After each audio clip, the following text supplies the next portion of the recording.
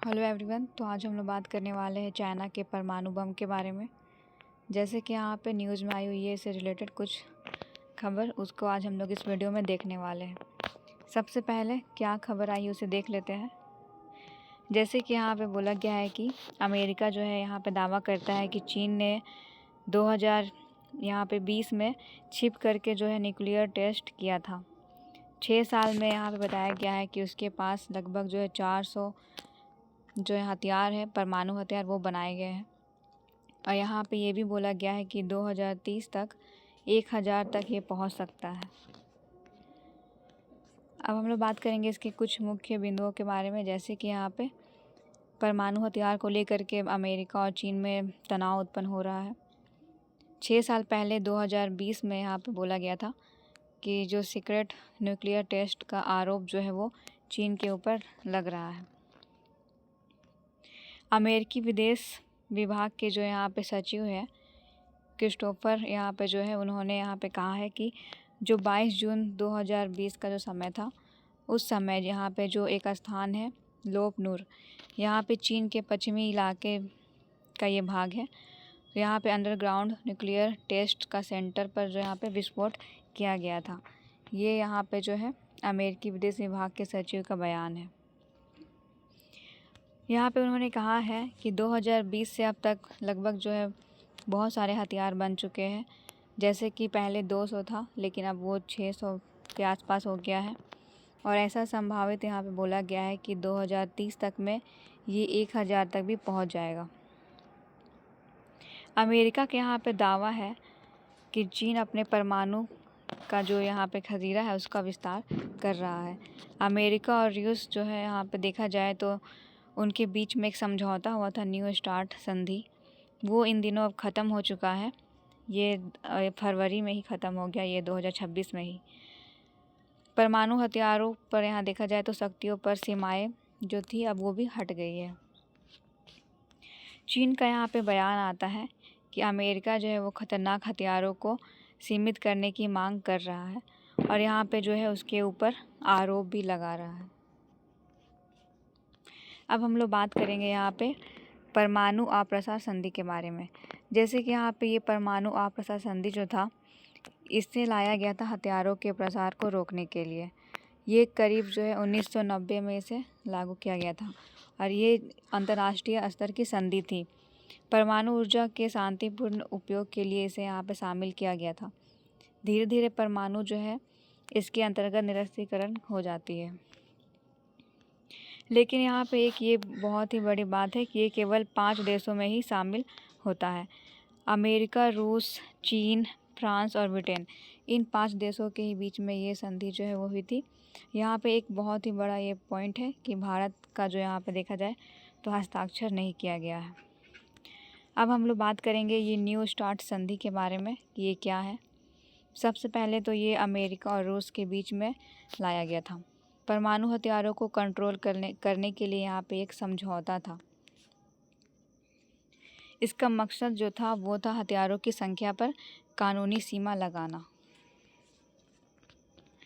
2010 में यहाँ पे बोला गया है कि अमेरिकी राष्ट्रपति जो थे बराक ओबामा और जो रूसी राष्ट्रपति थे दिमित्री ने यहाँ पे हस्ताक्षर किया था।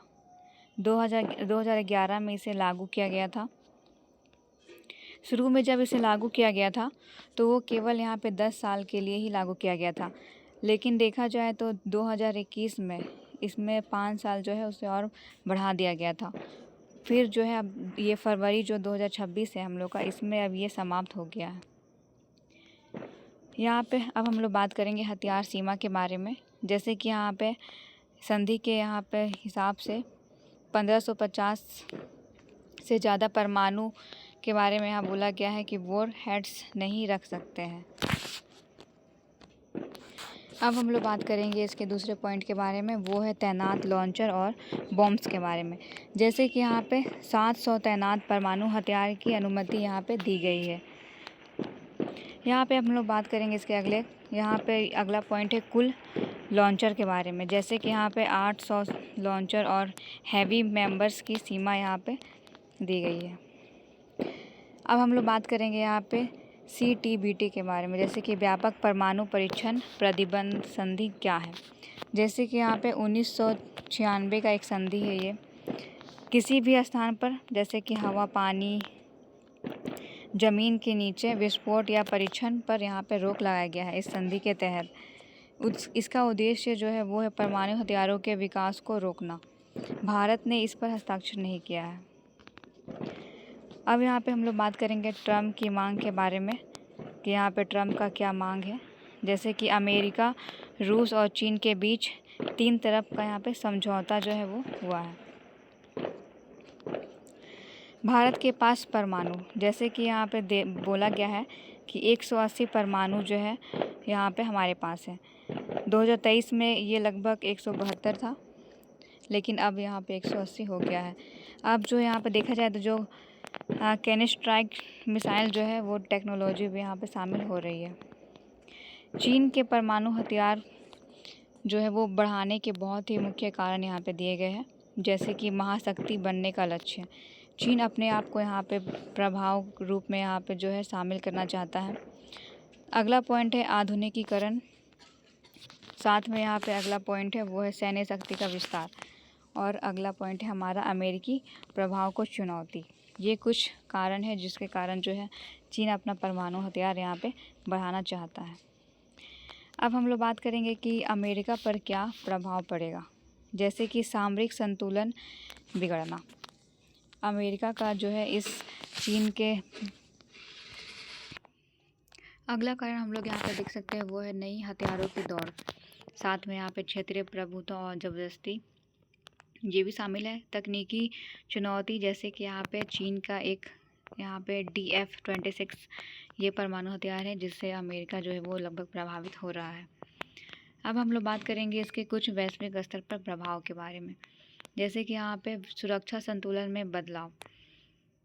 यहाँ पे वैश्विक स्तर पर देखा जाए तो सुरक्षा संतुलन जो है वो लगभग बिगड़ सकता है कंपटीशन लेवल पे। जैसे कि यहाँ पे चीन भी अपने परमाणु हथियार को विकसित कर रहा है, एक तरफ रूस है, फिर अमेरिका है। तो यहाँ पे लेकिन देखा जाए तो जो सुरक्षा संतुलन है उसमें बदलाव यहाँ पे आ सकता है। हथियारों की होड़ यहाँ पे ये भी शामिल है। देखा जाए तो क्षेत्रीय तनाव भी इसमें ये विश्व स्तर पर प्रभावित कर सकता है। भारत के लिए क्या क्या खतरा हो सकता है इस हथियार के कारण।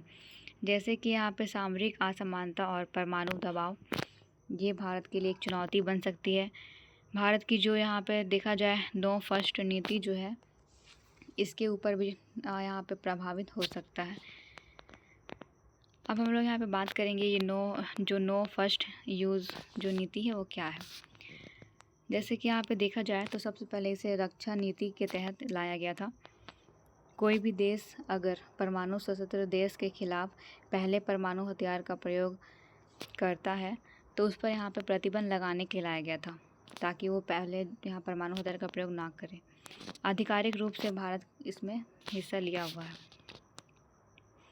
उन्नत मिसाइल और हाइपरसोनिक तकनीक DF-17 यहाँ पे उसके बारे में बात किया गया है। सीमा के पास बुनियादी ढांचा, 2 फ्रंट वॉर का जोखिम और चीन पाक यानी पाकिस्तान के साथ यहाँ पे जो संबंध है उसको लेकर के यहाँ पे कुछ भारत के सामने चुनौती जो है वो आ रही है। अब हम लोग यहाँ पे बात करेंगे कि भारत को इससे बचने के लिए क्या क्या करना चाहिए। जैसे कि हम लोग यहाँ पे जानते हैं कि भारत के पास एक अग्नि 5 यहाँ पे जो हमारा परमाणु हथियार है वो विकसित हो रहा है। ऐसा माना गया है कि इसकी जो मारक क्षमता है लगभग वो 5000 से 7000 है। और इसके बारे में एक यहाँ पे सबसे महत्वपूर्ण बात ये बोला गया है, ये इसकी जो गहराई है वो लगभग बहुत ही ज़्यादा तेज़ है, ये निशाना बहुत ही अच्छा लगाती है। तो ये एक ऐसी हथियार है जो चीन या फिर अमेरिका और रूस जैसे जितने भी देश है तो इनके साथ में जो यहाँ पे देखा जाए जो यहाँ पे हथियारों का जो यहाँ पे निर्माण किया जा रहा है तो उसके साथ में यहाँ पे चुनौती देने के लिए ये अग्नि 5 लगभग तैयार किया जा रहा है। तो ये हमारा कुछ टॉपिक था जो इस न्यूज़ से रिलेटेड था। Thank you.